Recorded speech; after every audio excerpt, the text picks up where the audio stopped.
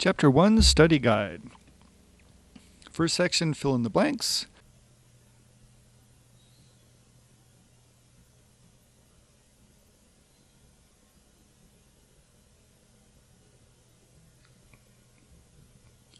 And here's 7 through 12.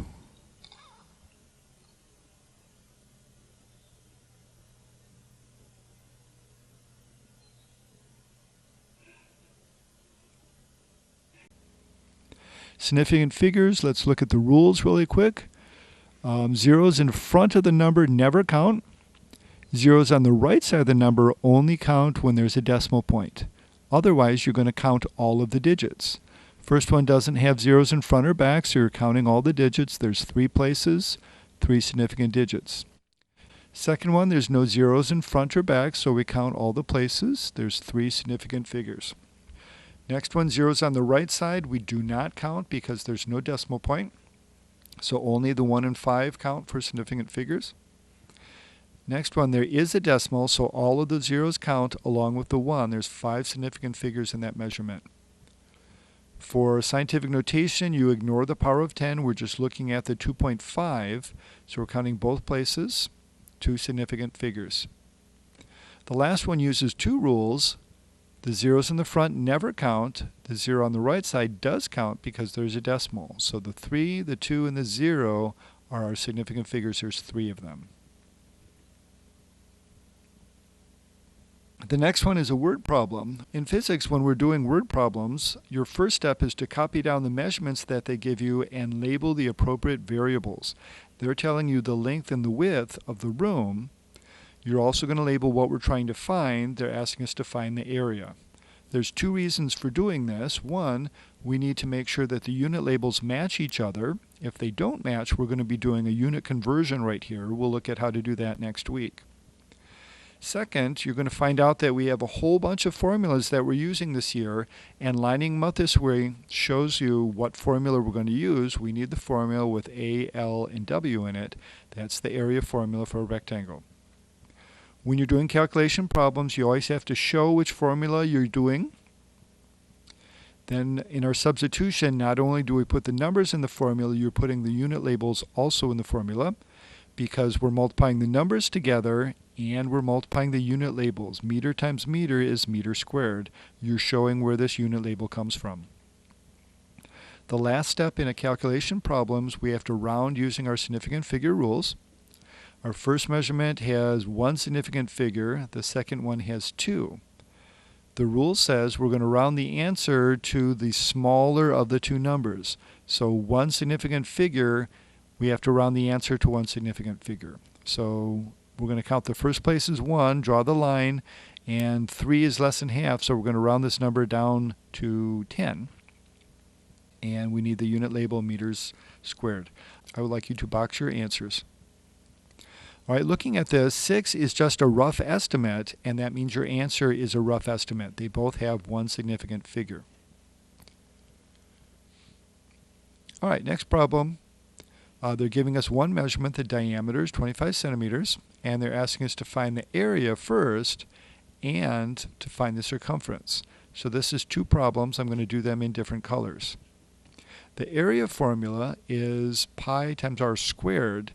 And I noticed that I need a radius in this formula, but they gave me a diameter. So up here, we can do r equals 25 centimeters over 2 and get 12.5 centimeters, or we can put that into the formula and just do one calculation. So I'm doing pi times d over 2 squared for my calculation. Remember, you got to show your formula first, and then we're substituting our measurement. Now the calculator uses the PEMDAS rules. You have to be careful when you're punching it in.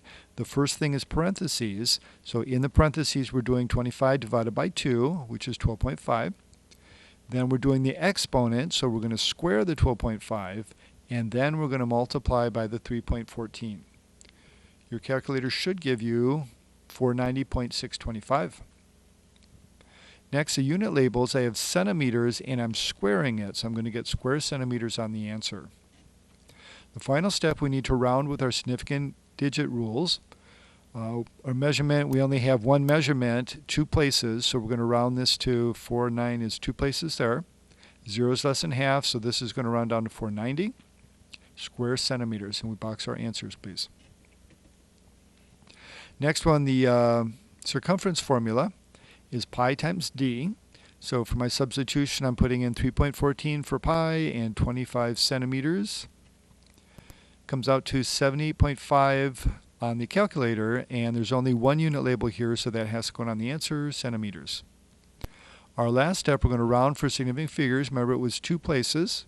So 7, 8 gives me 2 places here. And this is one of these ones, trick ones that comes up every once in a while. 78.5 is exactly in the middle of 78 and 79. So do we round up or do we round down? When you're exactly in the middle, you round to the even number. So we're going to round this to 78 because 79 is the odd number. Boxing the answer. So for the target problem, let's review the precision and accuracy vocabularies. Accuracy tells how close you are to the true value. That's how close you are to the center. And precision tells about the repeatability. Are you hitting the same spot every time? In the first target, we got right in the center, so you have a high accuracy. For the precision, he only shot it once, so we don't know if it's a high or low precision. We'd have to shoot it multiple times to know. The next one, we missed the center, so that's a low accuracy, but they're all in the same spot, so that's a high precision. We have a repeatability. You're getting the same spot every time. Next one, we have a high accuracy. We're in the center, and we have a high precision because they're all together in the same spot. The last one, our accuracy kind of looks like it's all over the place, but remember, accuracy comes from averaging, and that average of those 3 spots is near the center, so it's okay. I would call that a high accuracy. Precision, these are all over the place. It's not precise. This is low precision. All right, so looking at a graph. What sort of relationship is this? Curving upwards is a square or power relationship. The equation, we're going to start with the general form first, y equals kx squared, and then we have to substitute what's on your y-axis, we're using distance, and what's on your x-axis, we're using time. So the equation should be distance equals k times the time squared. Independent variable is your x-axis, that would be time. Dependent variable is your y-axis, that would be distance. Is the slope of this graph positive or negative? We're sloping upwards, that is increasing. It's a positive slope. The units for the slope is rise over run. So for our units, we're going to have the rise is meters and the run is seconds. So we're going to have meters over seconds. We read that meters per second, and that's the unit label for speed or velocity in physics. Number 7 asks, explain why the slope is greater at 2 seconds than at 1 second. That's because we have a square relationship. So the y is increasing by the square of the value. So as we square these numbers, it's getting bigger and bigger as we go. Next one, how far does the ball go in 1.8 seconds? So I'm going to go to the second side of the graph and find 1.8. We'll go up into the graph and read the number on the side. I got 16. And we have to remember the unit labels. That side is measured in meters. So 16 meters is the distance so the ball goes. Are we interpolating or extrapolating? We're in the graph, so we're interpolating. Number 10, the actual equation is d equals 5 times t squared. So they want us to calculate how far when the time is 2.4 seconds. So we're going to take our formula. Remember, on formula problems, you always show the formula that you're using. And we're going to substitute the 2.4 seconds in. And then PEMDAS rules, we're going to square first and then multiply by 5. So our calculator should tell us 28.8. And looking at the unit labels, we have seconds squared, so we have square seconds on the answer. Last, for rounding, your measurement has 2 significant digits. So we're going to round this to 2 places. 8's more than half. It's going to round the 28 up to a 29. And we need the unit label square centimeters. And we need the unit label square seconds. And I want you to box your answer, please. Are we interpolating or extrapolating? We're outside the graph. This is extrapolating. Right? Extrapolating, you always have to do some kind of calculation to find the answer. Interpolating, you're in the graph, so you're just reading.